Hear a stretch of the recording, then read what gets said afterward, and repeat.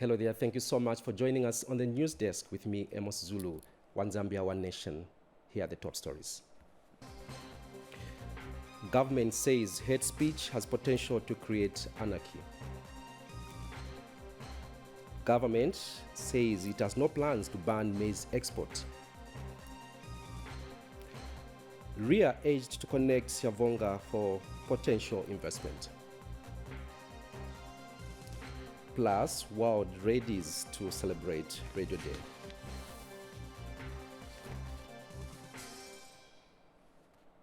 With the news in detail, my name is Amos Zulu. Minister of Information and Media Chushika Sanda has noted that hate speech and insulting language has potential to divide the nation and create anarchy. Mwape Mwesa reports that Ms. Kasanda, who is also chief government spokesperson and Samba lawmaker, was speaking in Solwezi during a church service at the United Church of Zambia Trinity Congregation.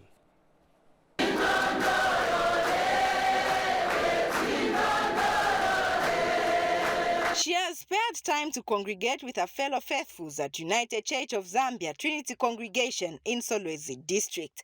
Minister of Information and Media Chushika Sanda has called on the church to partner with government in preaching against hate speech.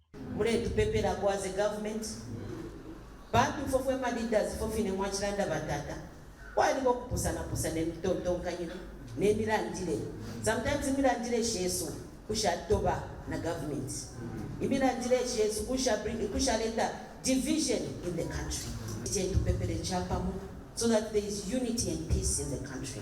Amen. Where there is no unity, where there is no peace, there shall never be development. United Church of Zambia Northwestern Presbytery Bishop Moses Gondwe wants politicians from both the ruling and opposition parties to embrace each other and work for a common good. We are also praying because, Honorable, we know that sometimes you politicians, both in government and in opposition, you have a way in which you attack yourselves in our presence, and we watch you. We are not even pleased about that. But we pray that one day, you are political leaders, both in government and in opposition, you realize that the service of the nation and the people of Zambia is the number one.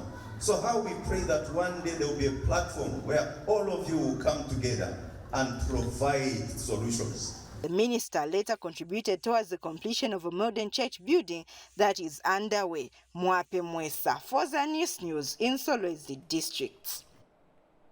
And Copperbelt Minister Elisha Matambo says government is ready to work with the church to achieve the developmental agenda that has been set to eradicate poverty, promote good governance and social cohesion. Mr. Matambo was speaking during the induction ceremony of Reverend Moses Chapakwenda at the United Church of Zambia Ndola Main Congregation.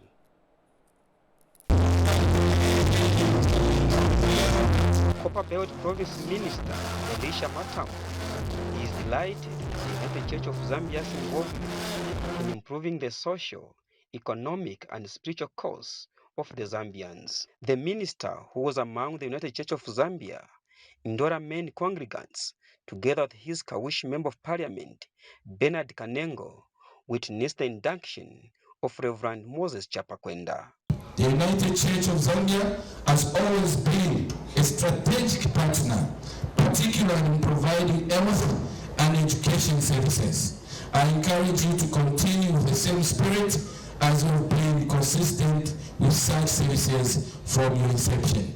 His Excellency President Kakainde says, as government, we are not in competition with the church. We are partners. We complement each other. And a church like UCZ, well organized with structures, it's extremely important to work hand in hand with government. Acting Bishop for Copperbelt, who inducted the new Reverend, appealed to Ndora main congregation members to support him in his work. Yesu ayebati ibushewa lintema. Ekutia bakubomba muri mwakwalesa kanu watemwa Yesu Kristo. For you to do the work of God, you must love Jesus Christ. If you don't love Jesus Christ, there is no way you can do his work. Reverend Chapakwenda pledged to dedicate himself to work for the church. In the 21st century, Bishop said we need a church that faces outside. interact with the community wherever the community is found. The jubilant members welcomed the new Reverend through hymns and dedicated themselves to work with him. Tovini Ngombe, ZANIS, Ndola. Now, Ministry of Information and Media Director spokesperson Thabo Kawana says government has no intentions of banning exportation of maize, saying that Zambia has enough grain that exportation of some of it will not affect availability of mealie meal in the country. Mr. Kawana was speaking on the Express Chit Chat review radio program on Mafken Radio in Mufulira. Here's a report.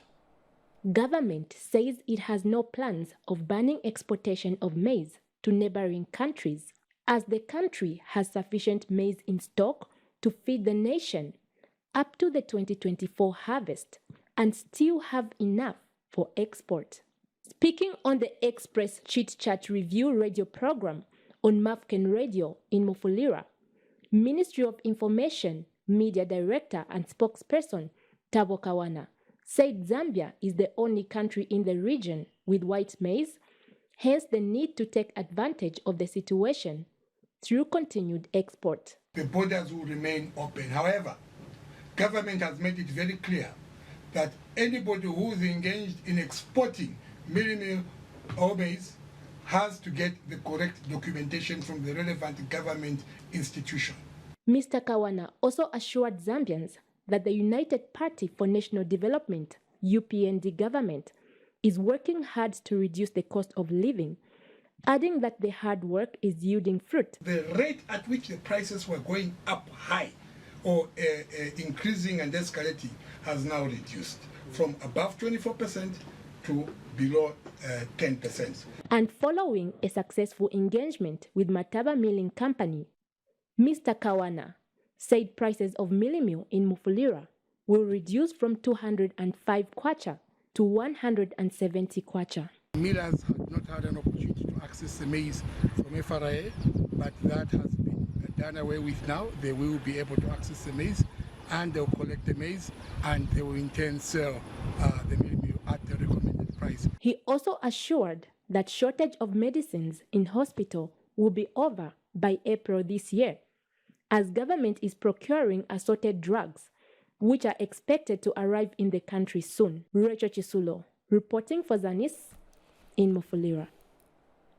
The Catholic Relief Services, CRS, has continued to render support to flood victims in affected districts of Southern Province. Lemi Rikando reports that CRS, a Christian non-governmental organization, has now moved into Namwala district, where over 600 affected families have been helped with various items to cushion some of the challenges they are facing. Over 600 flood victims of Namwala district in Southern Province have received support from a local Christian organization to help mitigate challenges they are facing. Catholic Relief Services has visited all the affected flood victims in 3 camps where they have given out various items such as blankets, soap, chlorine and water buckets, among other things. The camps visited in Namwala and Nachumba, Airstrip and Mandondo, where Disaster Management and Mitigation Unit has mounted tents for the victims. The Catholic Relief Services, Zambia, with financial support from the Islamic Relief from the USA, will continue to provide emergency relief to the flood victims across the country. Today we are here in Mbeza area of Namwala district, working with our local partner Caritas Monze, under the coordination of the DMMU's office as well as the DC's office here. So as CRS, we are here today to provide items which we feel they are going to help at least provide some relief to these flood victims here. And government authorities in the area have lauded the support partners have continued to render to the affected families. I must mention that we are grateful to other partners like Red Cross, CRS. They have been quite helpful. They came on board and responded promptly with assistance in terms of blankets and other hygiene materials. As government, we really appreciate. Lemli Kando, reporting for ZANIS in Namwala district of Southern Province. And Abigail Kashweka reports from Chipata that pupils at Msanzala Primary School have stopped attending lessons due to the continued flooding of the Msanzala Bridge. The situation is making it impossible for the pupils to cross to the other side of the school where it is located. These boys and girls of Lusangazi district miss school whenever it rains heavily, as they remain cut off from Msanzala Primary School, which is located across the submerged bridge. Unfortunately, this has been their reality for years. Lero school because of Msanzala wazula. Waya suba mapunzira isestima punzira. So kuti kwankhalako school kufupi uku tevanangu tingazienda pamene pa school kufupi kuno. This situation equally worries guardians as they appeal to government to intervene. Wankhala 3 days swaenda ku school. Nangu wapunzira and then vaja vari kuno kusidya kwakamana sivapunzira. So iva chita affect. Ukuyeruta na eve soti kutomvula kuti achoke mkakulu kayake kali mvula ako na mabuku namba so tikalioku. Isi problem ya this year chabe. Daily Msanzala umaleta vana sawa maenda ku school. Bridge one kaidi flat maningi. Nyosa kwa nina kuti mtangaende. Bridge ni nthawi ngono yapita manzi. Mvula ikalo kwa chabe ngono manzi yapita. So vana wakangiwa kwenda ku school watikile konzelu kunkhani ya bridge. Na mseu nuipa. Access to education is not the only basic service affected by the continued flooding of bridges in this area. Tina mavuto yambiri so boma tingapembe kuti vatipangireko bridge na road yameneyi mairo kwanza bwera lilifu but motoka inakanga kujumpa kuti ende kumizo amene peka lilifu chifukwa cha road kuipa. Maliro yamene siama pita ama jama pa road ngati Msanzala wazula bridge kuja kulifuti na Chilimanyama na ebe akazula sitima tauka vantu. The difficulties encountered by these vehicles as they crossed Msanzala and Chilimanyama bridges linking Petauke and Lusangazi districts reaffirmed the magnitude of the challenges communities here are faced with. Abigail Kashweka reporting for ZANIS. Still in Eastern Province, government has started airlifting food and non-food supplies to flood victims in the Mambwe district. 3 wards in the region have been badly hit by floods, causing damage to crops and housing infrastructure.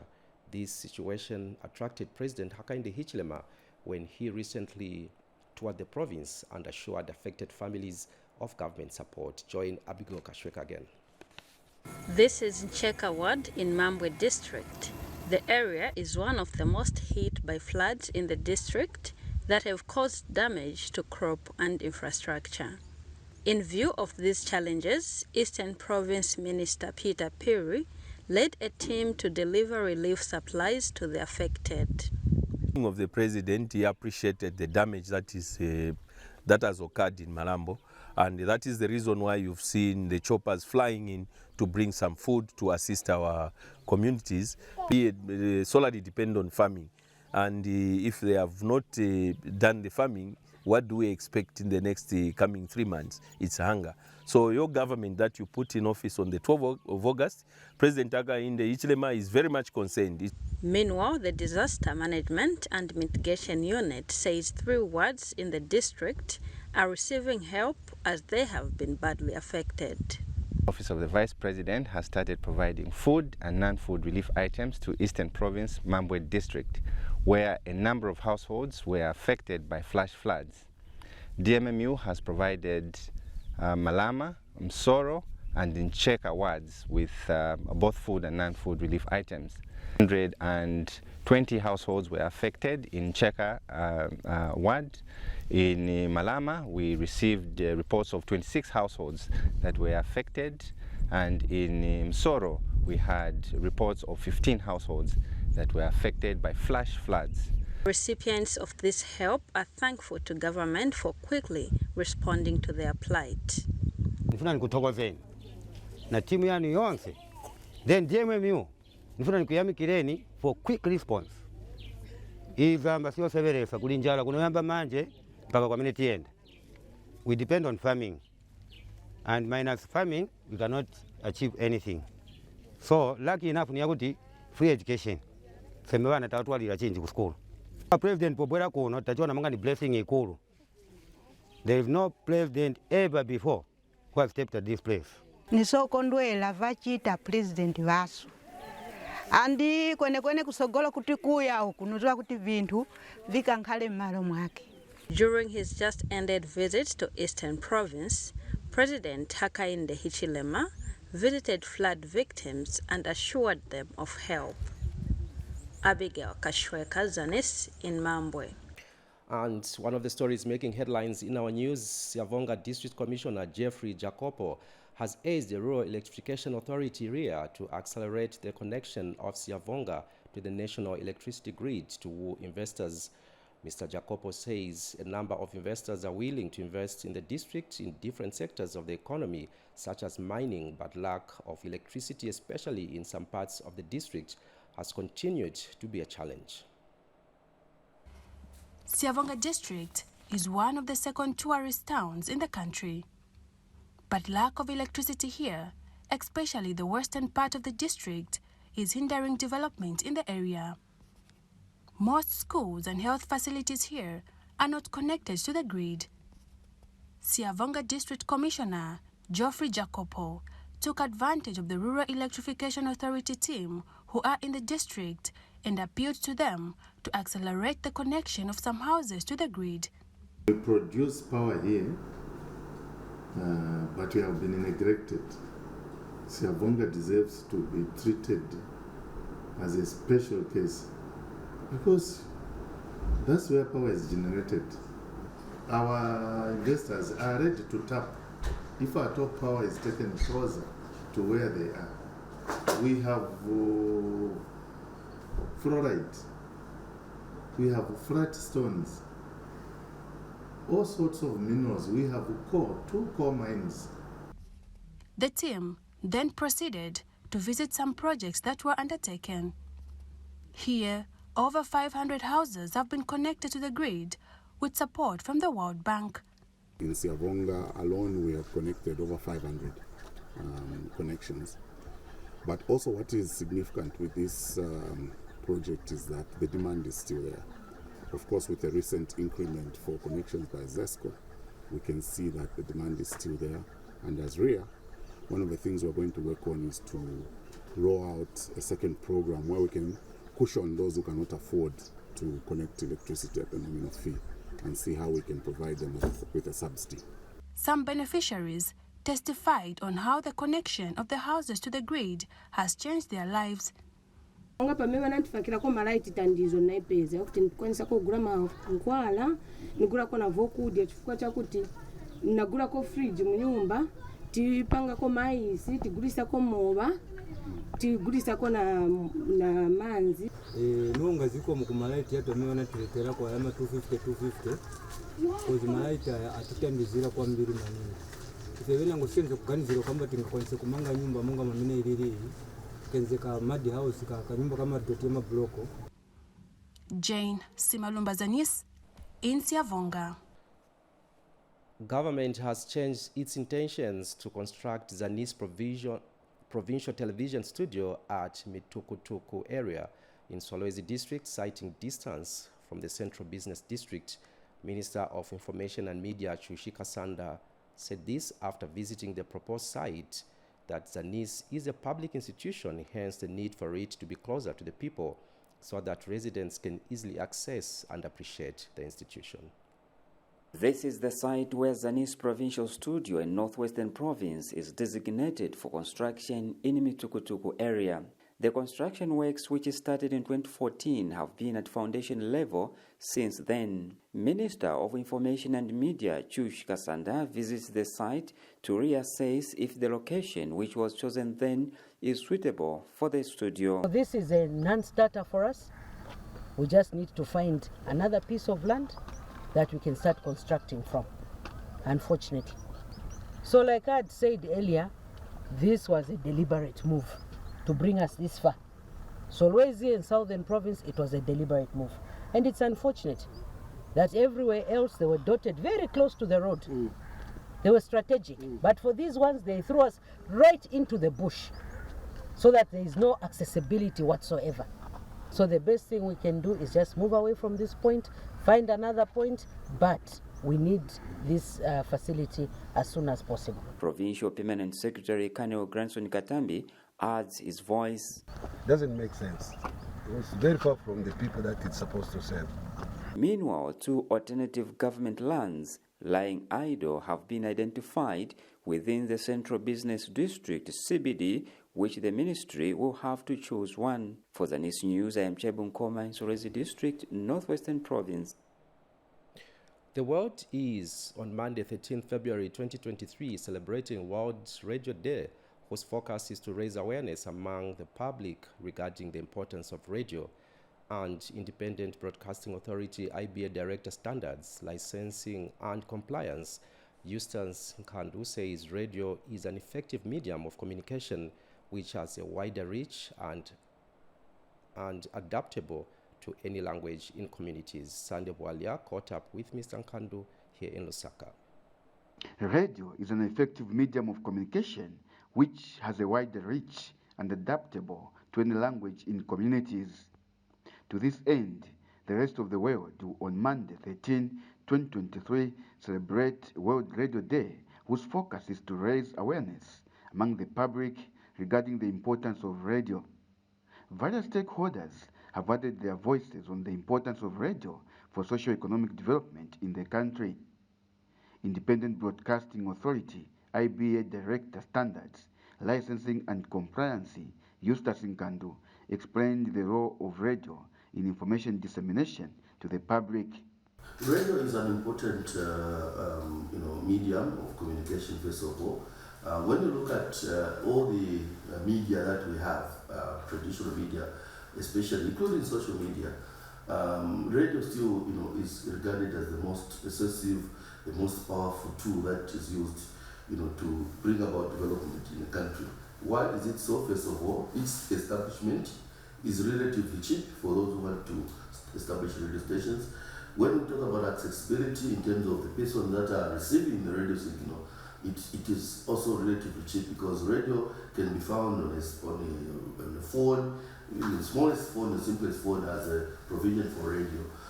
And Mr. Nkandu has welcomed the World Radio Day's theme, which is radio and peace, by giving an interpretation to it. For us, the theme of radio and peace, as a regulator, is the most appropriate theme that we have because one of the things that IBA stands for is to ensure that these platforms that are given to people, either radio or television, are they used for a purpose.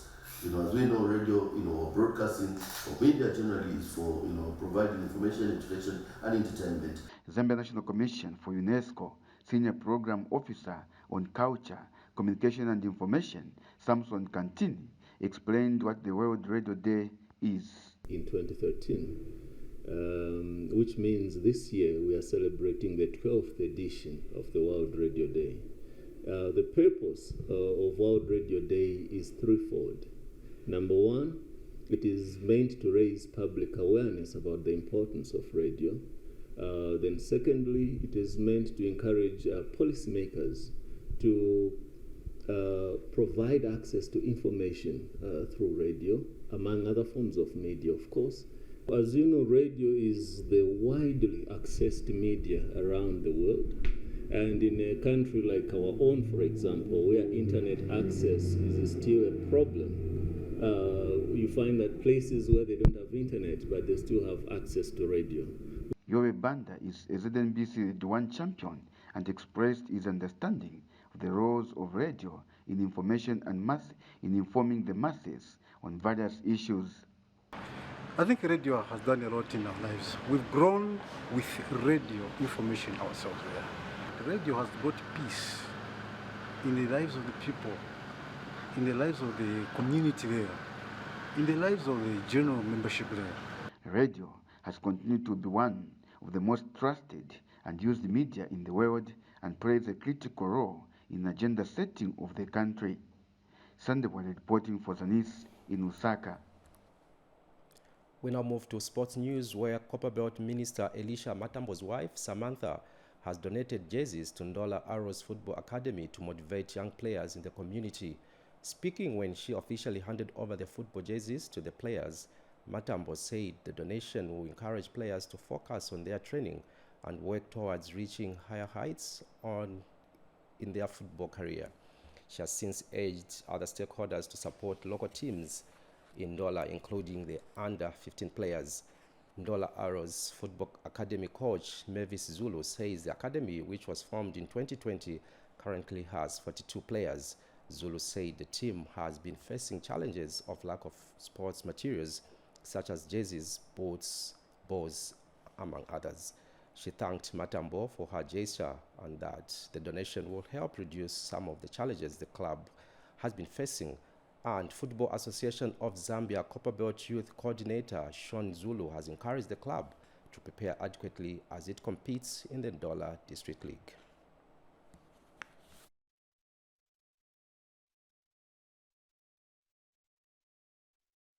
Football in our country has also been a unifying factor and a fountain of peace.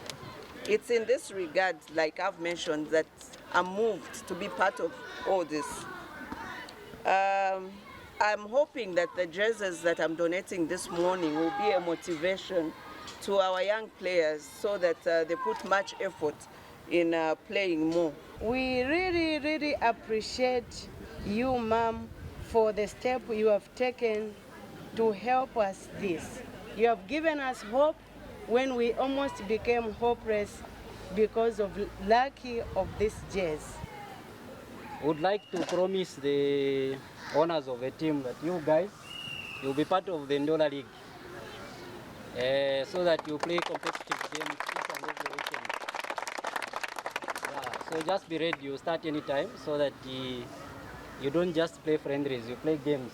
As competitive as you get, the chances of going to the national team, going to other bigger clubs, and get yourselves big challenges of life. That sports item brings us to the end of the news. We recap on the top stories. Government says hate speech has potential to create anarchy. And government says it has no plans to ban maize export. RIA urged to connect Siavonga for potential investments.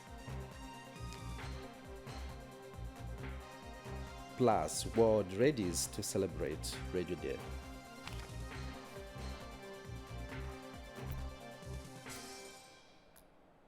We end the news just there. Thank you so much for watching. On behalf of the entire production team, my name is Amos Zulu. See you next time.